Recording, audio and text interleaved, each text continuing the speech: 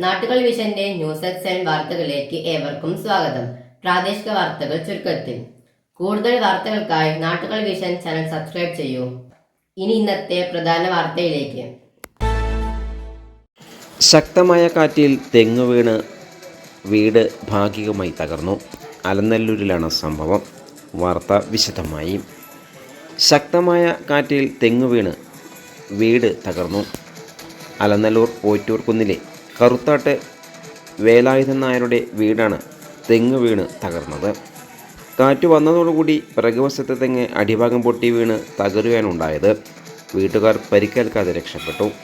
മുകളിലത്തെ നിലയുടെ മേൽക്കൂരയും താഴെ നിലയിലെ നിരവധി ഓടുകളും തകർന്നിട്ടുണ്ട്. വേലായുധനും ഭാര്യ ഇന്ദിര മാത്രമാണ് വീട്ടിൽ താമസിക്കുന്നത്.